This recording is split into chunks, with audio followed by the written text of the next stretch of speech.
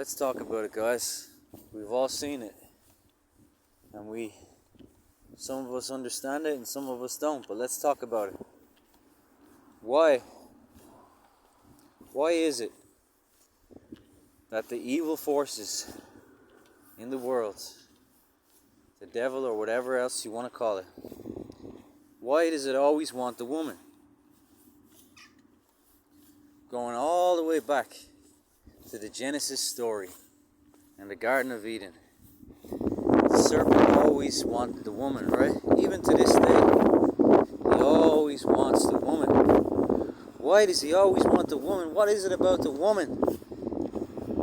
Why are they so obsessed with the woman? Well, you should pay very close attention to that. You know, if somebody who had all the power in the world had a certain pattern of behavior, and I desired to possibly have some of that power myself, or redistribute it a little more equally and fairly, it would behoove me to watch that person and see what it was that they did to acquire such power, and why it is that they covet the woman so much. Is it becoming obvious, guys? Are you putting the pieces together? Are you connecting the dots? The woman is where all the power is. Not some of the power, all of the power. He who possesses the woman possesses all the power. Think about that, guys. And why is that? Why does the woman possess all the power? Well, I don't know, guys. I'm not the creator. I didn't create it the way it is, but we gotta face it, it's quite obvious. Between men and women, there's only one that can make life. There's only one that has the power to create another life. And so it should be quite obvious who has the more power, who holds the cards. The man can't create life, he can't birth life. Life can't grow inside of him. Only fertilizer grows inside a man. And the fertilizer that grows inside a man is not even completely necessary, because life can be made without it. We found ways around it. So you see, men are very obsolete in the grand scheme of things, and they never really had any power to begin with. All the power that any man ever had was dependent upon the women in his life. You see, a woman's love is literally what keeps a man alive. And you can see this for yourself, because the minute a man loses a woman's love,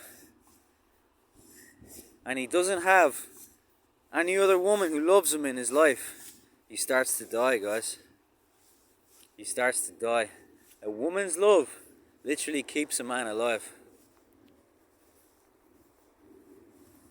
That's how much power was granted to the woman. It's all the woman, guys, you know, and the devil knows that. That's why he's constantly targeting the woman, because he knows if he holds her, he holds all the cards. Think about the game of chess, right? On the chessboard, there's all these pieces, and they all have different abilities, but there's one piece that has every ability that all the other pieces have. There's one piece that if you lose that piece, you lose the game. And I'm not talking about the king, I'm talking about the queen. The queen is the most powerful piece in the game of chess. She can do everything that every other piece can do, and more.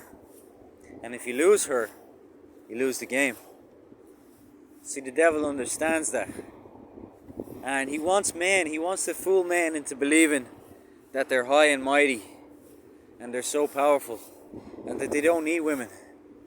You know, they want to convince them of that, because that behooves them, that serves their agenda, that serves their purpose. But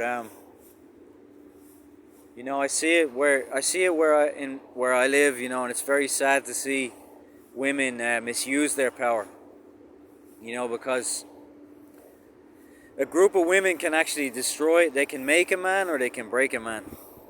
You know, they can destroy him or they can uplift him. And often they're not even aware of the power that they have.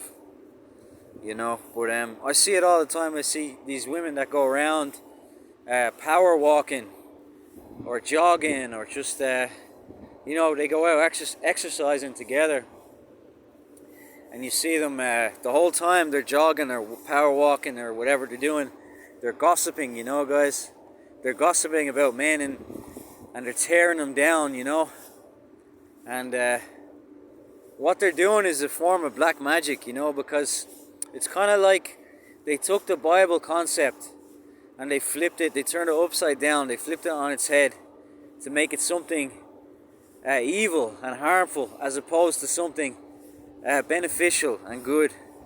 So when you see these women, when they're doing their exercise and they're gossiping about someone else, that's kind of like in the Bible when it says, where two or more are gathered, there I shall be. You know, so it's like when two or more people